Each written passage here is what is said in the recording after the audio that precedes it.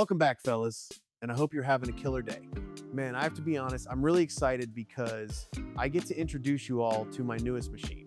I know, you already saw what it is in the video title, so there's no point in holding the suspense. So let's stop messing around and take a look at the new Polaris RZR Pro-S for Sport.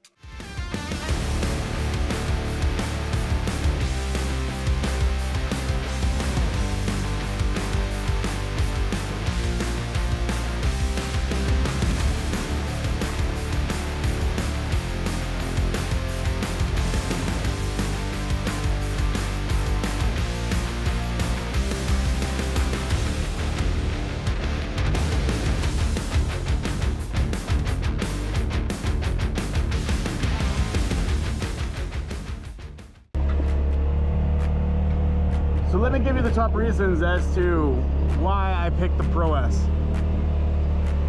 One, and this might sound silly, but this was actually a big factor in my decisioning process, was the fact that the Polaris has stadium seating in the rear. And what that means is that the two seats in the rear actually sit up higher than the front seats. So your people or passengers in the back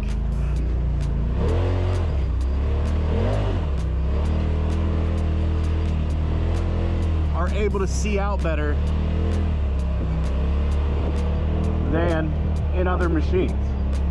And that was one of my biggest detractors of the Maverick X3, is that when I looked at the back, now I've never ridden in the back, I've just looked at it, but in the back, I thought to myself after looking at it, there's no way that my kids are gonna be able to see out of it. And the less they're able to see, the more bored they're gonna be, and the less they're gonna wanna ride. Like the quicker they're gonna wanna go home or stop riding, right? Because who likes to look at, you know, the back of a seat as their head's bouncing around running trails?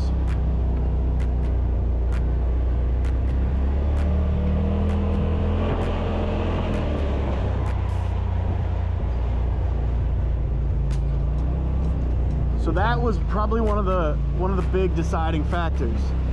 The other thing too was I could get into the Pro-S model at 181 horses, which horsepower did matter quite a bit to me based on the fact that it was moving to a four-seater platform, which is heavier.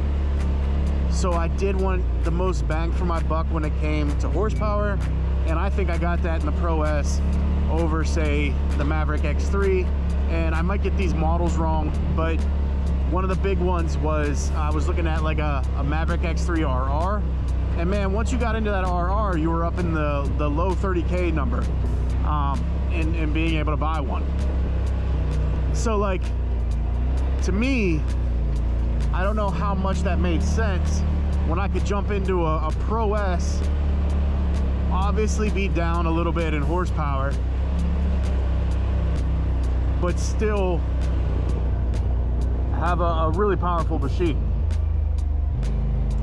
So that kind of brings me, because I touched on cost there, right? In the comparison between the Maverick X3 RR and the Pro-S.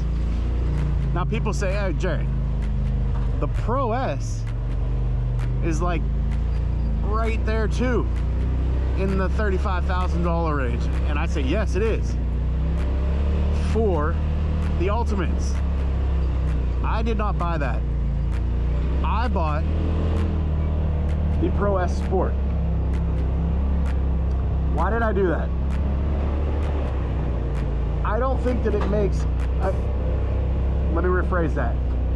It makes sense if you're a person that does not like to do aftermarket upgrades, that literally just wants to buy a machine, take it home, put it in your garage, ride it on the weekends, put it back in the garage, and never look at it again.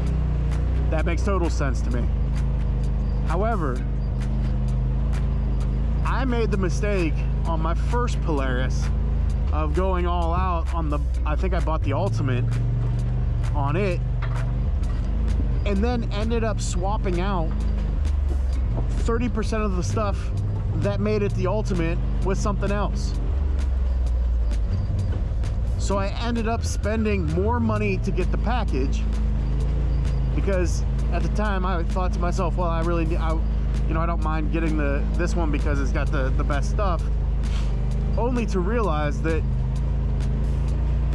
I was gonna want to change it out for something different anyways. And on this same thread, I paid $26,000 for the Pro-S, with the Ultimate being, I think it's like $35,000.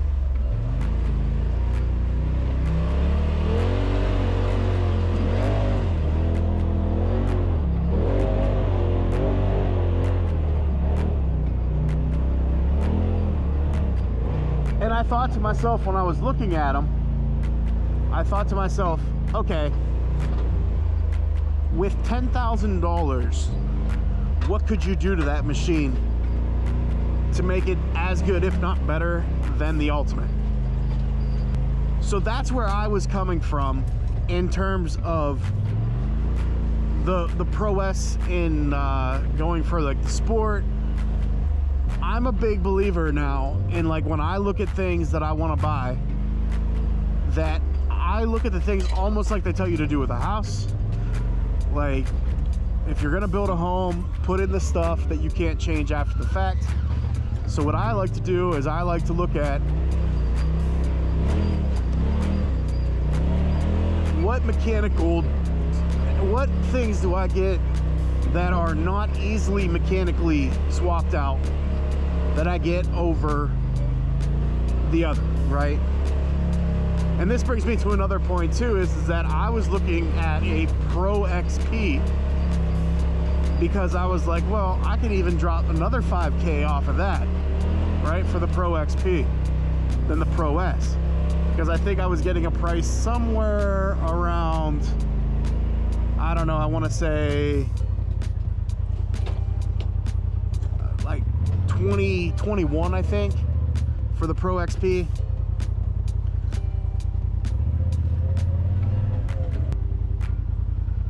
Well, this guy's got like an actually nice Jeep back here.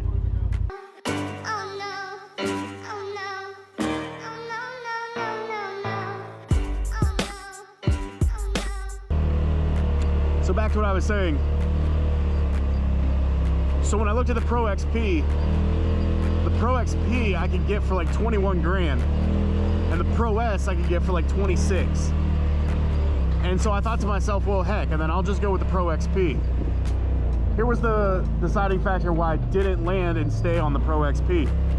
When I started looking at long travel kits for the Pro XP, one, I didn't feel like there was, well, I shouldn't say that.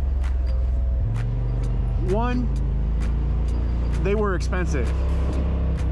The ones that I was looking at were, you know, in the realm of 5 to 8 grand. And in my mind, I was going to basically spend 5 to 8 grand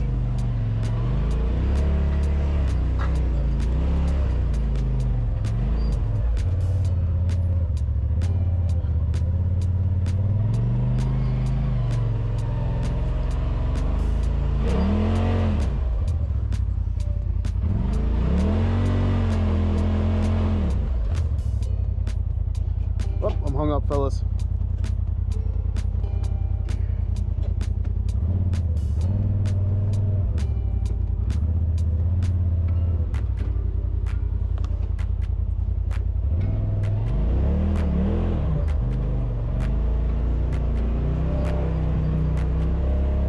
So you'd have to spend 5 to 8 grand on a long travel just to get it to the wheelbase of the Pro-S.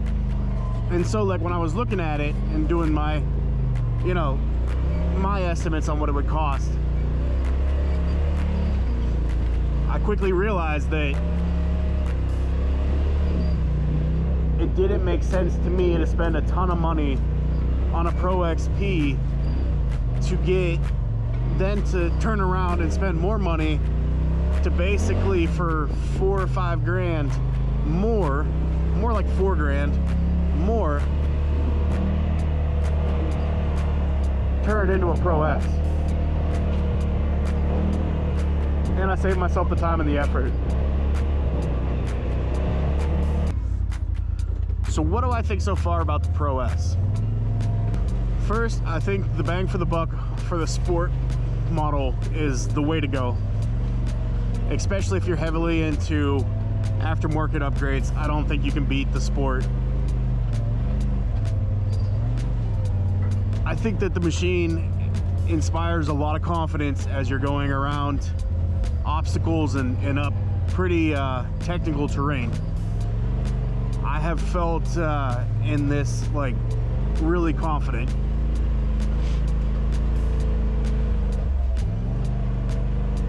I think it accommodates passengers really good. The space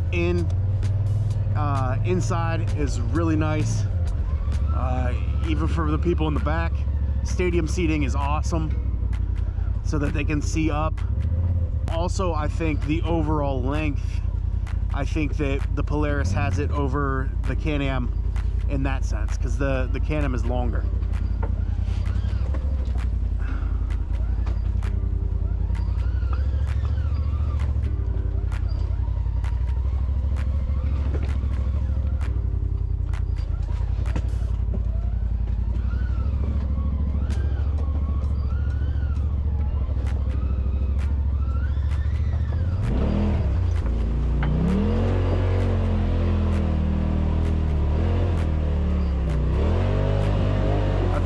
Train on this is pretty proven. You know, it's turboed. I'm getting 181 horsepower, a 2,200 pound, something along those lines, 2,200 pound unit. I think the power to weight is good. And I think the CVT really suits this unit really well. So from like a mechanical perspective, this thing is rock solid performance. Now, reliability, that's going to be something that, you know, is going to be the test of time, right? As it stands right now, I think that it's a really capable machine. Well, that's going to do it for another 10-ish Power video. Please like and subscribe for more content, and a big thank you to my current subscribers. As always, harness in and get after it.